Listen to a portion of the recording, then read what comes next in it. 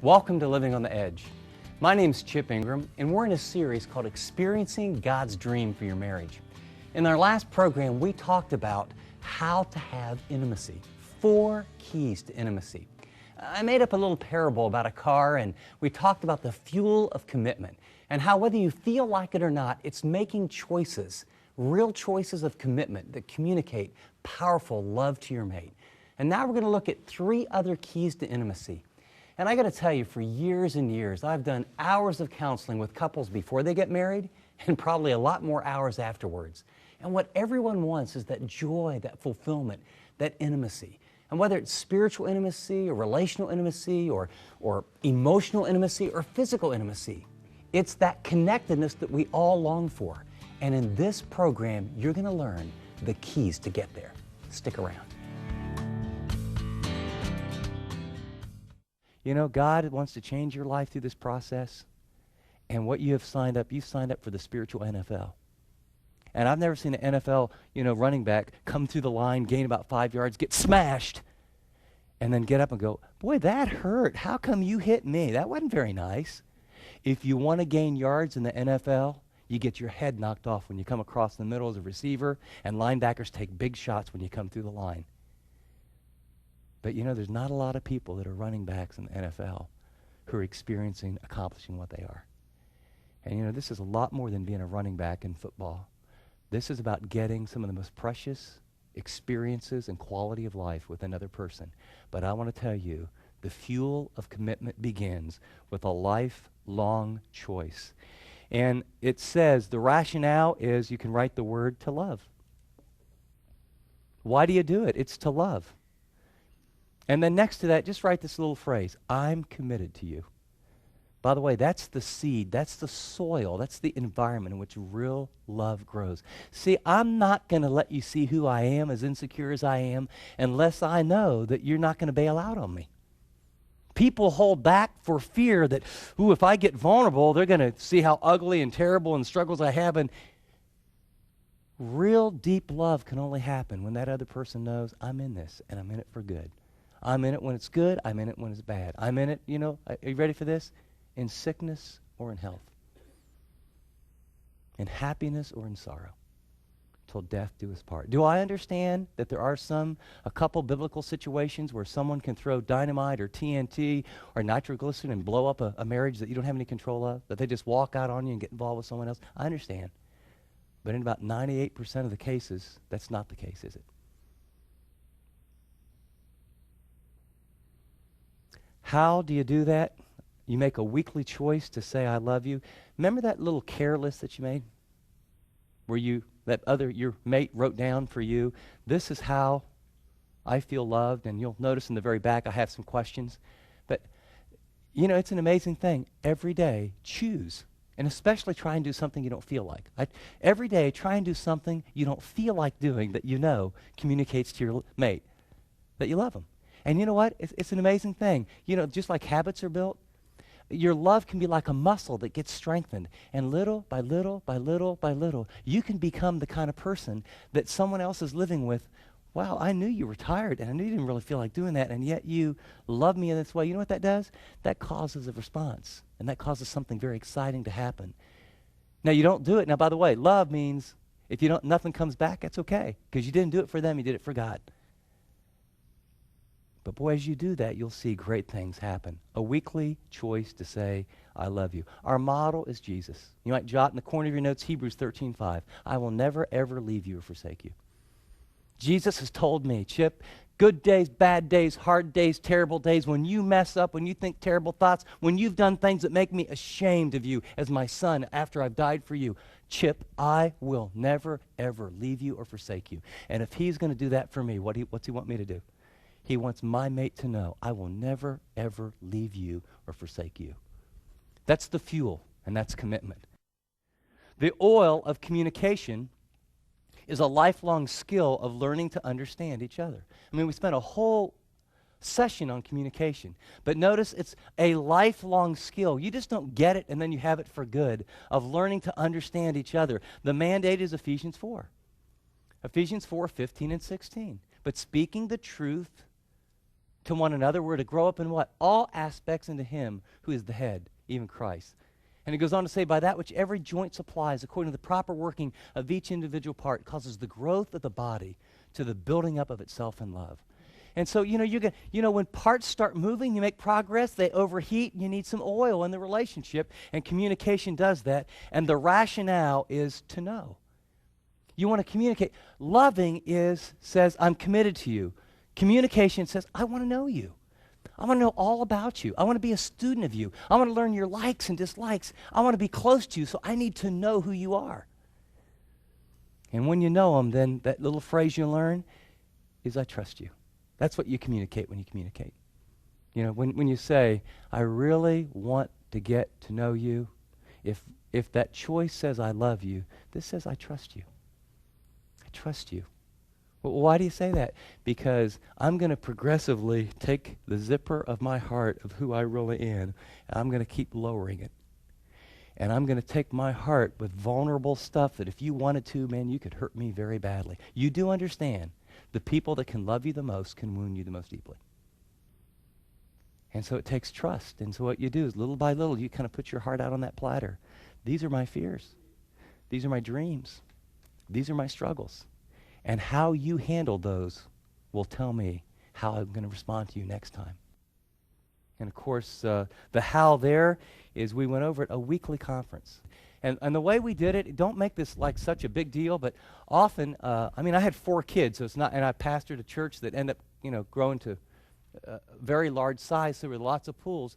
But we ate dinner at a certain time, we structured it in, and after dinner, our kids knew, we were going to make a pot of coffee, and you know what, kids, you got homework, go do whatever you want. Sometimes it was 15 minutes, sometimes it was 45, but we sat at the table, and hey, how'd your day go? Kind of what's going on with you? And we stopped and communicated, and 2 of those nights, and it just got perfunctory. Teresa, what are you concerned about? And then she would tell me, so what are you concerned about? What do you dream? What do I dream? What are you willing to do? And we did that to the point where I will tell you, we don't use those questions anymore. We just share unconsciously when we get together what we're concerned about. And now that our kids are grown, we find ourselves eating dinner and there's no kids to shoo away. Hey, you want to run out and get a cup of coffee? Yeah, let's go. You would laugh at what we think is romantic at times. There's a little fast food place with no scenery, and we find ourselves with a broken Chick-fil-A sandwich between us and sitting in a car talking about life and God and one another, looking into the beautiful oversight to the back of a Home Depot. It just really, But you know what it is? It's just taking a little window to say, I want to be with you and I trust you. And our model is Jeremiah 33:3. This is how God feels about you. Call to me, and I will tell you great and mighty things that you don't know. No, I want to commune. I want to relate. Please speak to me. And if you'll speak to me, if you'll open up the lines of communication, I want to show you things beyond what you'd ever dream. And so he models for us the kind of relationship. And for those of you that have gone through a tough time, and those of you that feel like you've been wounded and you really can't get this deeply in communication, I have a wild illustration I want to share. You can follow along if you want. It's in Isaiah 43. God's people have turned against him. God's people, they're worshiping idols. They won't give him the time of day. And in Isaiah chapter 43, he talks about in verse 21, the people who I formed for myself will declare my praise. Yet, he said, I thought that's what was supposed to be. And then verse 22, yet you've not called on me, O Jacob. You've become weary of me, O Israel. You haven't brought me the sheep of your burnt offering, no worship, no sacrifice. You haven't honored me with your sacrifices. I have not burdened you with offerings. I wasn't after your money. Neither have you filled me with the fat of your sacrifices. Rather, you've burdened me with your sins, and you have wearied me with your iniquities. Some of you feel like that. Don't look at your mate and go, yeah, that's how I feel. Don't do that right now. But do some of you feel like, I'm just tired. I'm just weary of all the junk I've put up this long in this relationship. We all get there sometimes, right? How does God respond when that's where the relational dynamic is? Look at verse 25. I read this. The first time I read it, I thought, are you kidding me? God says, even I, am the one who wipes out your transgressions for my own sake, and I will not remember your sins. Do you hear what he says? This relationship is so important. Even though you're not coming to me, even though 100% of the problem is on your side, I'm going to step in and communicate, and I'm going to wipe out your sins. Not for you, I'm going to do it for me.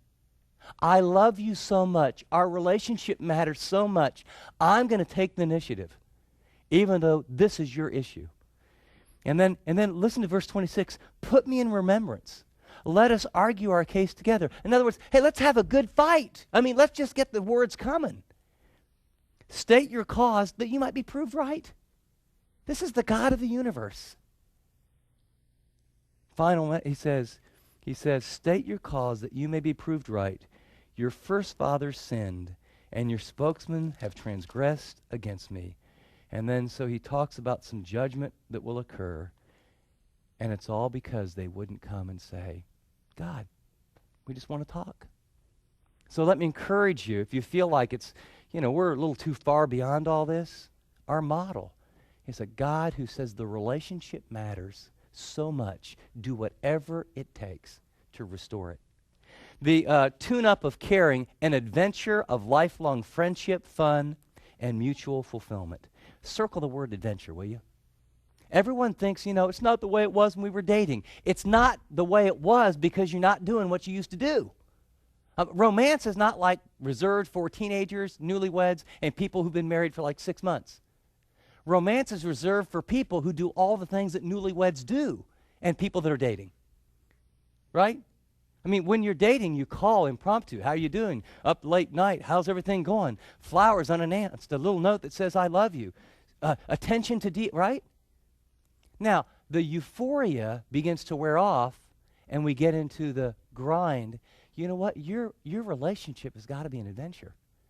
But life is life, and you have voicemails and emails, and many of you have kids, and then you have bills. Some of you even have some dogs. Then you got work. Then you got people that get cancer. Then you got ministry at the church, and boom, boom, boom, boom, boom. And pretty soon you wake up, and you look at one another, and you say, I really love you, and I ain't feeling anything. Are you? No. You know what? Get a tune-up.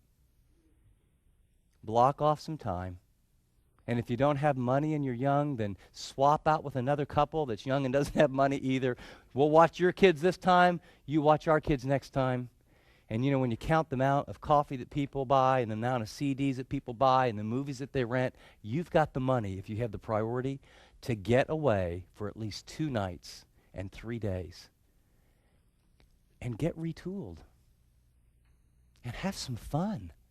I mean, enjoy one another. And you don't have to wait for the big getaway, but you can have talks, and you can take walks, and you can go on dates, and you can have actual hobbies, and you can do weekends away, and you can get back into the notes and the flowers, and, like buy a new nightgown now and then, and have some fun together and say, I want to keep the pizzazz in the relationship. I want it to be an adventure. But what we do is under the pressure, same old, same old, same old, same old. Well, life gets tired. I mean, if you eat steak for 45 days in a row, about 46 days, not even steaks taste good, right? You got to have variety, and you got to have adventure, and there's got to be some things that you're looking forward to. A lot of it, too, is maybe you don't even know what you're going to do, but, hey, we're 7 weeks away from our getaway, or this year, this time next year, this is what we're going to do. And you dream, and you think, and some of it you let him plan, and you think, this is not exactly what I think is a great time, but you know what? If he really likes it, I'm going to go along and have fun. And on the other hand, you do it, and you realize, yeah, we'll have some fun. And this is caring, is to share. And put next to that, I like you. I'm deathly afraid there's a lot of couples that are really committed and love one another. I'm just not sure you like each other anymore. I like you. This is about being those best friends. How to do it? I put here a weekly date.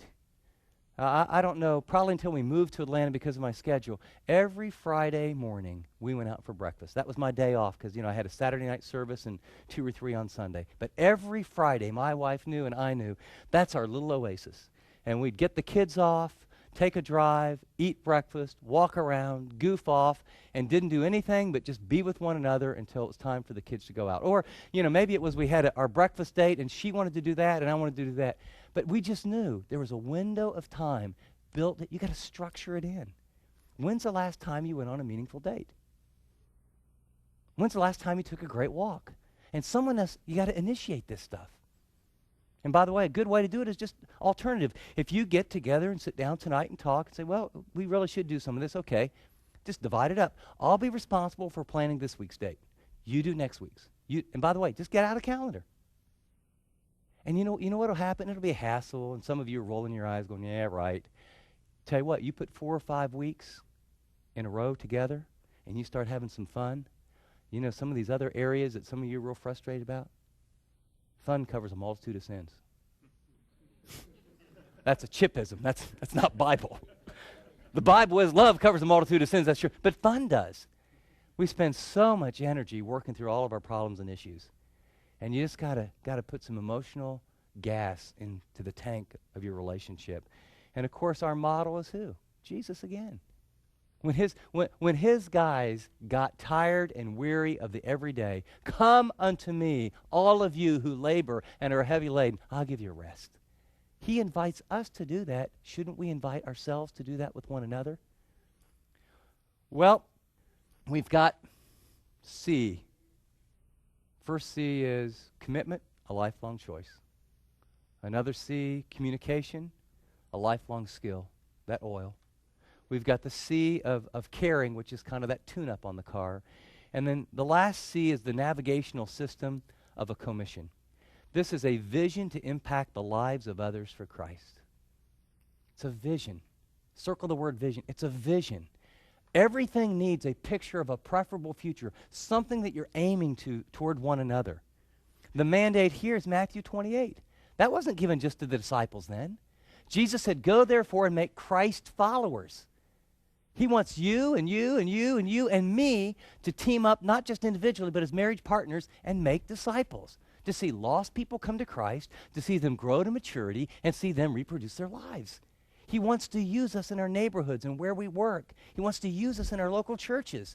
Make disciples. He wants you to have a ministry.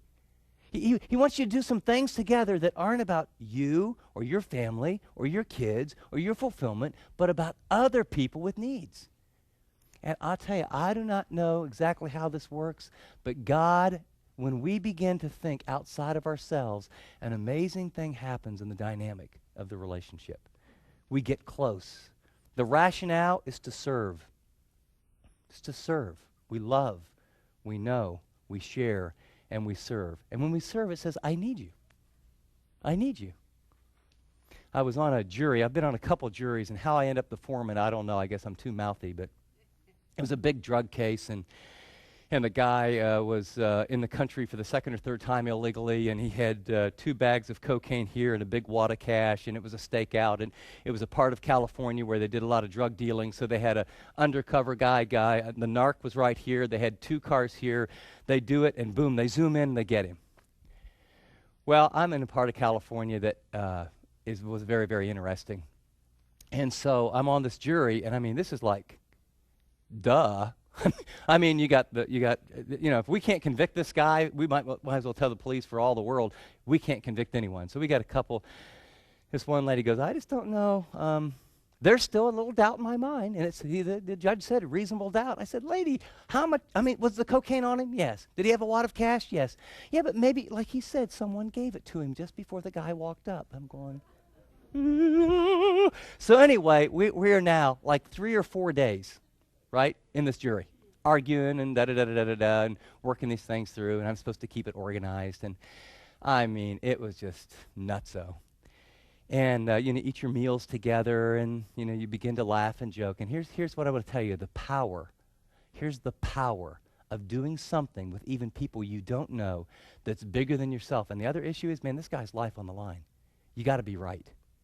And we questioned the officers, and we had the transcripts come back in, and we checked everything out. But I mean, the power of doing something beyond yourself, what it does for your relationship. I'm like in a Walmart or a Kmart or one of those big box stores. It's like 3 months later. I'm coming around the corner of one of these stores. Chip! And I look at this lady that I don't recognize, and she comes at me like this, and I go, uh-oh, I wonder what's happening. I wonder if my wife's around. And she was a rather large lady and gave me a rather large hug, and she just hugged me. It is so good to see you. And I said, oh, Oh, good. Yeah, remember the jury that we served on? And wasn't that amazing? And was that one? You know what, my son, I want you to stay right here, will you? And she goes and gets her boy. And we just had this great time. And I had this warm, overwhelming feeling. And I thought to myself, I spent 4 days with that lady. I didn't know her from Adam. And 3 months later, she has that kind of affection for me. Why? Because we teamed up to do something that was more important than her life and my life, that was really important, that was bigger than ourselves. And the average married couple that does not have a ministry where you're investing your lives together in the lives of other people, you are missing out on one of the most powerful dynamics of how God brings you together. Just this last fall, my wife and I were involved in a ministry, and just she found, like she does, someone who was really hurting, and they had done really well for many years and fell back into a meth habit, and it was just, I just can't tell you, sitting across a kitchen table with two people addicted to meth who long to get out of it in tears and are like this in their marriage. And then going to a Celebrate Recovery in the area, letting them know it's going to be okay, sitting down with them, introducing them to the pastor, introducing them to other people that are addicts. And more than a few conversations around our table were about, how do we help this couple? And honey, yeah, you did this part, and I need to do this part. Oh, Chip, I think if you don't call him, I don't think he'll listen. Okay. Can I tell you that as we together helped this couple, God did something that bound our hearts together? How? Let me suggest you have at least a weekly or bi-weekly, monthly, some kind of ministry that you're involved in on a regular basis. You're not a car, you're a marriage, but it needs fueled by commitment. It needs oiled by communication. You need the tune-up of deep caring and fun together. And you need the navigational system of, why did God put us on this earth with these gifts that he's brought together to make a difference? And then the final important reminder is, I'll give you this. It's a little equation that I have, because when I give this message, what I learned is the real hard-charging people try and do all of this all at once, and they go real crazy, and they try and align all their life, and they work, and then they get completely burned out in 4 or 5 weeks. Here's my little equation for moving forward. Personal time plus supportive friends plus renewing activities equals a fully alive you and a full battery to be a giver. And this may sound absolutely crazy, but some of you realize you really need to focus on your marriage right now. If you're a man, you need some strong men friends to go through this with you. If you're a woman, you need some strong woman friends to go through this with you. Because see, you're going to have to make deposits in your mate, and they're not going to give back. You need some guys that you're close to and you love. And ladies, you need a woman or two that you can really share your heart with. And this may sound counterintuitive, but whether it's working out or whether it's a hobby or, crocheting or knitting or rollerblading, I don't know what ladies do or whatever but you better, as a woman, have renewing activities built in that fill your own personal tank. And as a guy, you better have those, because you need supportive friends and renewing activities so that you come into the things you're going to address to be a giver. I want to take just a minute, because we've shared a lot about how these keys of intimacy have worked in my life. And Teresa and I, in no stretch of the imagination, have it all together. But as we've worked over the last few years, we've tried to build these things into our life. Well, for example, the fuel of commitment. I try and verbalize. And at first it was just a duty, and I made sure I did it. And now it comes naturally. I try and communicate every single day with my words, Teresa, I love you. Teresa, I love you. And then I try to affirm and compliment not just how she looks, because I think she's beautiful, but I try and affirm and compliment her character. And I thank her for who she is, who God made her to be. And so that's just been a practice. And another thing I did is I started helping out with the bills. I'm not real financial, and I don't like details. And for a while in our marriage, she would do all that, and she felt all the weight. And I love you to her meant us sitting down together, writing out the bills, and talking about things. As far as the oil of communication, we just found that if we would take a little time every night after supper. Now sometimes she goes that way and I go that way, and the kids were young, and I'm not saying this happened every single night, but 3 or 4 or 5 times a week for even 15 or 20 minutes, we would really talk and have one of those little conferences that we talked about earlier. You know, what are you concerned about? What do you wish? What are you willing to do? In that third area, this whole idea of caring, I just literally had to ask her to make a list of what were fun things that built adventure and friendship that she liked to do, and she pretty much knew the ones I liked to do. And so I got where I started taking walks, and I started doing some things with her. On Friday, we would have a date. And because I teach on the weekends, Friday was our date. We go out to breakfast, and we just have fun. And I built that in, you know, for 25 years, every Friday. We spent time together as friends having fun. And then finally, the whole issue of commission. Obviously, I have taught and been a pastor for about 25 years, but Teresa's had different ministries, and we've tried to find times where, what can we do together? She built a library. I don't mean physically, but I mean she started with a handful of books and pretty soon a complete library. And so on my day off, I would go with her and I would go through the books and say, good one, we don't want that one. But it was just being with her and doing something together, or opening our home at Thanksgiving. And, you know, we lived far away from family. It was invite people that don't have anybody, and together, let's love them. And so with commitment, communication, caring, and a commission, little by little by little, God has allowed us progressively to have an intimate marriage. And you don't have to get it all done at one time, but those things are the directions you can take. The other thing I want to say is we've learned we need space for each other. I mean, I work out 3-4 times a week. Sunday afternoons, Teresa knows, you know what, I'm done teaching. I'm going to go find a basketball game. When the kids were young, it was in my driveway, and now I go down to a park every Sunday afternoon, and I can't jump anymore, and my first step is gone, and my shot is fading. But it's just good to get sweaty and play some hoops and just have time for me with some guys. I need that. She needs her time. And as you balance that out, then you have things to give one another.